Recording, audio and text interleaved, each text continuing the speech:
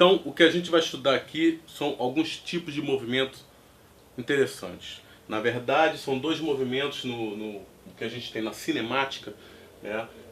Dois movimentos retilíneos que são importantes de serem estudados. Primeiro, o movimento retilíneo uniforme e depois tem o movimento retilíneo uniformemente variado. Bom, mas inicialmente vamos tentar entender o movimento retilíneo uniforme. Na verdade, a gente vai tentar encontrar uma expressão, uma função matemática que eu possa, na verdade, usando essa expressão, determinar a posição da partícula do corpo no decorrer do tempo que esteja dotado deste tipo de movimento, né? Bom, primeira coisa, por que movimento retilíneo uniforme? Bom, retilíneo tá na cara que é porque é o movimento, nós estamos estudando primeiramente o movimento em linha reta. Uniforme. Na verdade, uniforme ele significa, na verdade, constante, ou seja, não varia no decorrer do tempo. Ou seja, uma coisa uniforme é uma coisa que mantém sempre o mesmo valor. Então, na verdade, o que a gente tem de movimento retilíneo uniforme, o que a gente entende, é um corpo que, na verdade, possui velocidade constante, né? Um corpo dotado de movimento retilíneo uniforme, na verdade, ele tem uma característica importante. Essa partícula, esse corpo, ele percorre distâncias iguais em tempos iguais, sempre. Então, na verdade, um corpo dotado com movimento retilíneo uniforme percorre distâncias iguais em tempos iguais. Vamos colocar intervalos de tempos iguais. Vamos colocar então como exemplo, vamos colocar um valor numérico para ficar mais simples de calcular, né? Porque na verdade lembra que a gente define velocidade como distância pelo tempo, né? A equação primeira de velocidade que nós vimos é divisão da distância pelo tempo. Então, na verdade, a ideia é que nós já temos, né? Uma velocidade de 100 km por hora, uma velocidade de 80 km por hora, né? Então você tem 80 km por hora, né? Dividido por hora. Ou seja, cada hora o corpo percorre 80 km. 100 km por hora. A cada hora o corpo percorre 100 km. 10 metros por segundo. A cada segundo o corpo percorre 10 metros. Então, na verdade, toda vez que nós tivermos distância percorrida e tempo, intervalo de tempo, nós temos então a ideia de velocidade. Bom, então na verdade vamos pegar inicialmente, vamos tentar analisar um corpo ou uma partícula que tenha esse movimento, né? Então primeiramente vamos colocar aqui, vamos colocar uma orientação, vamos colocar uma trajetória onde a gente pode identificar a posição da partícula no decorrer do tempo. Então vou colocar aqui, ó. Como eu estou identificando uma trajetória, vou colocar aqui como meu zero. E para esse lado aqui, eu vou colocar como sendo positivo. Positivo. E vamos então colocar uns valores aqui. Já que a gente usou 10, vamos usar como de 10 em 10, vamos dividir aqui. Vamos colocar que isso daqui esteja em metro. Então aqui seria o 10... 20, 30, 40, 50, 60, 70 e assim por diante. Vamos parar ali, né? Então, na verdade, essa aqui é a minha orientação, minha trajetória. Significa que aonde o corpo estiver, onde a partícula estiver, eu posso identificar justamente com essas medidas. Então, vamos tentar analisar um movimento qualquer. Então, vamos considerar, claro, que o movimento é uniforme. Ou seja, a gente vai tentar entender matematicamente o comportamento de um movimento uniforme, ou seja, dotado de velocidade constante, né? Então vamos pegar um cara, uma partícula qualquer, um corpo, e vou começar a fazer uma análise. E esse cara ele vai sair daqui, ó, da posição 20 metros. Então é da onde ele vai partir. A partir daqui, eu vou pegar meu cronômetro e vou cronometrar o movimento. E vou começar a ver aonde ele vai estar no decorrer do tempo para tentar tirar uma função matemática para isso, né? Bom, ele parte da posição 20. E vamos considerar então, bom, a gente está considerando que nós estamos trabalhando com movimento dotado de MRU, né? Ou seja, velocidade constante. Como eu dei o exemplo de 10 metros, vamos considerar então que ele percorre 10 metros a cada segundo, sempre, né? Então, percorre distâncias iguais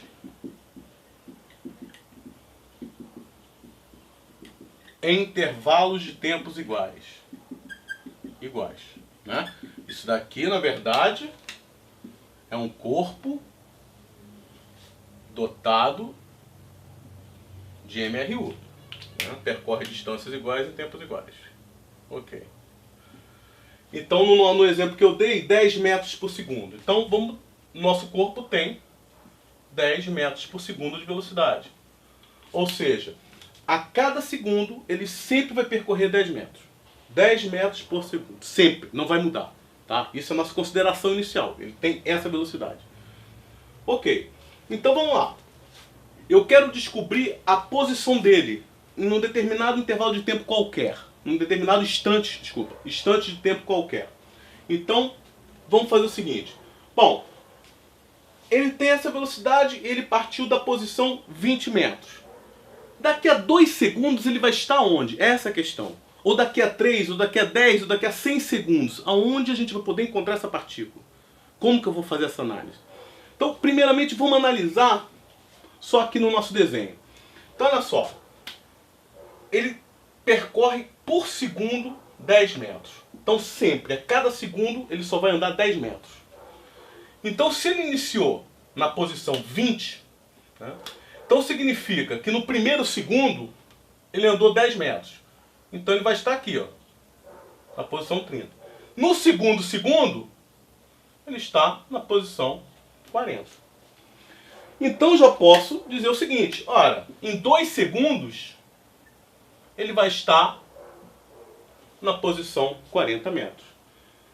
Tudo bem, isso porque eu estou olhando aqui a orientação na minha trajetória, né, e posso saber. Mas vamos ver o seguinte, como que eu cheguei, como que eu posso fazer essa mesma análise tentando encontrar uma conta, né, sem eu fazer essa análise aqui no próprio desenho, né?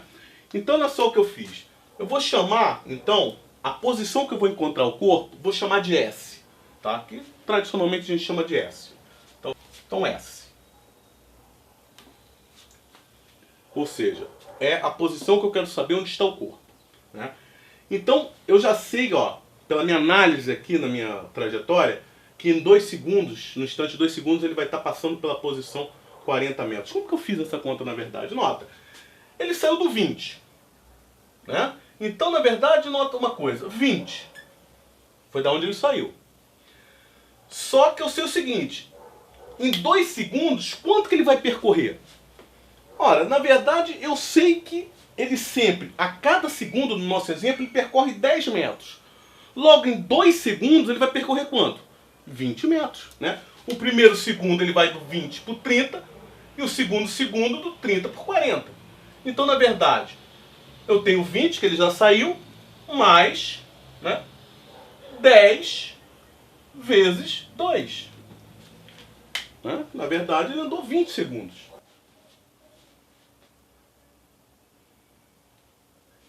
Então, ou seja, como a cada segundo ele percorre 10, em 2 segundos ele vai percorrer 10 vezes 2, 20. Então, na verdade, o que a gente tem aqui?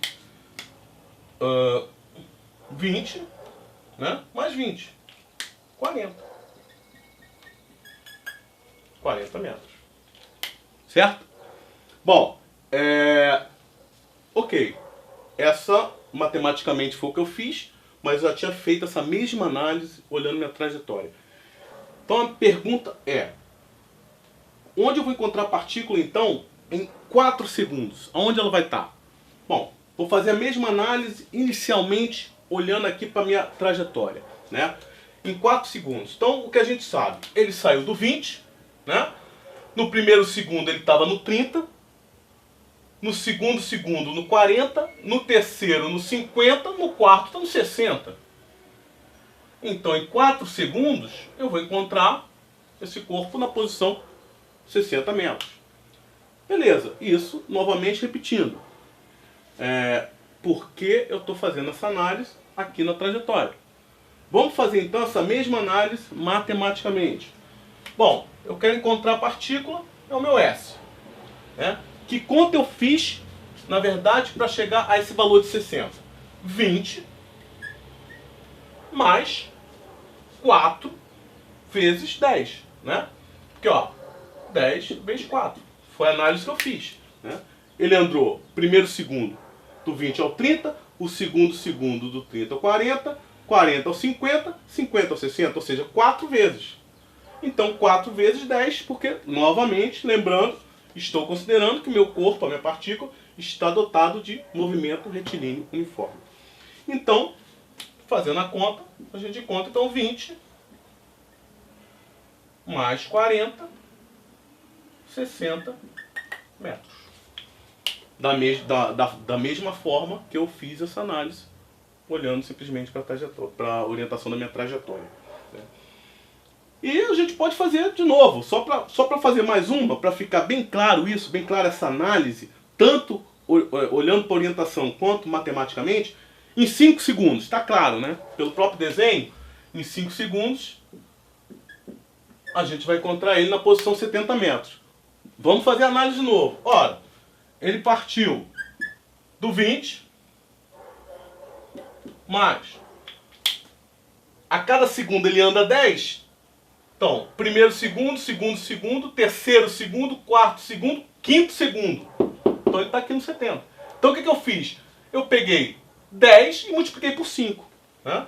Então 10 vezes 5. E aí nós temos 70 metros. Então essa é a análise inicial. Né? Então se você observar, isso daqui é um padrão. Né? Isso daqui, se você lembrar da matemática, a gente tem uma função matemática que se comporta desta maneira. Né? Como que a gente vai fazer análise, então, dessa questão matemática? Deixa eu apagar aqui e transportar isso daqui aqui para cima para a gente fazer essa análise melhor. Bom, então tá aí. Transportei o que eu tinha escrito aqui embaixo, aqui para cima, para ficar uma análise melhor. Bom, o que eu consigo verificar aqui? Observa. Em todas as contas que eu fiz, e se eu fosse determinar em instantes diferentes, você vai encontrar sempre o mesmo padrão. Nota, o 20 e o 10 nunca mudam. Né? O que está sendo alterado, na verdade, são esses caras aqui. E, consequentemente, o resultado de cada conta. Porque justamente quando você muda, vai mudando esse cara aqui, a conta vai sendo outra e esse cara vai admitindo valores diferentes. Né? Mas nota, esse se mantém constante e esse se mantém constante. Quem varia é esse e, consequentemente, quem está variando é isso daqui, porque são os resultados que a gente obteve. Bom, na matemática, a gente tem uma função que se comporta desta maneira. Né? Que é chamada de função afim. Função afim. O valor de y depende da variável x. Por isso, y é chamado de variável dependente e x é chamado de variável independente.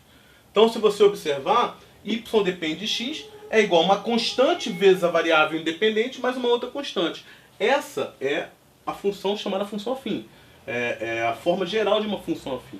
E se você observar, ela é justamente igualzinha à análise que a gente fez aqui em cima. Porque se você observar, você tem uma variável y que depende de x. A gente pode fazer a seguinte análise. S é uma variável que depende de quem? Dos valores do tempo que a gente está considerando. Né? A gente está considerando o tempo mudando. No instante 2 segundos, no instante 4 segundos, no instante 5 segundos. E o que você tem? Você tem um valor constante que multiplica a chamada variável independente, que no caso aqui é x, aqui eu vou chamar de t. E uma constante b, que no caso aqui é 20. Né? Porque na verdade eu posso escrever, não vai alterando as parcelas, isso daqui é assim, né? Certo? Ou seja, b, que no caso seria o 20, mais AX. O A seria o 10, que é constante, você vê que não muda. E o X é quem está mudando, que no caso aqui é T. Por isso, nós podemos então escrever a função que representa o movimento dotado de velocidade constante dessa maneira. O S dependente do tempo, que é a variável independente, variável dependente, na verdade, dependente do tempo, que é a variável independente, é igual a uma constante. Quem é 20 no nosso exemplo? 20 era a posição que que a partícula saiu. Logo, posição inicial, nós chamamos de posição inicial. Então, vou chamar de posição inicial. Mais uma outra constante, que na verdade é a velocidade da partícula, né? Porque nota, percorre distâncias iguais em tempos iguais, então é sempre o mesmo valor.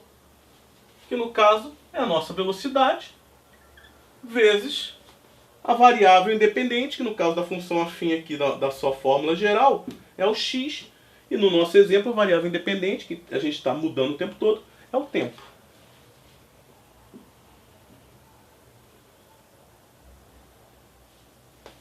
Bom, então, justamente por causa dessa análise e desse comportamento, é que o movimento retilíneo uniforme, MRU, ele pode ser expresso dessa forma. S, geralmente a gente fala S igual a S0 mais GT. Ou seja, a posição final é igual à posição inicial mais velocidade vezes o tempo. E se você observar, se você lembrar também, toda função afim, né, na verdade é um polinômio, é um monômio, é uma função de primeiro grau, né? E uma função de primeiro grau, se você for montar um gráfico, você sempre vai encontrar uma reta. E justamente por isso, toda a representação gráfica, posição pelo tempo, que você encontra esse comportamento retilíneo, você já pode concluir que o movimento é um movimento retilíneo uniforme. Justamente por quê? Por ser um comportamento retilíneo, simplesmente satisfaz uma função de primeiro grau, que na verdade é a função afim. Daí a gente tem a representação inicial de um movimento retilíneo uniforme.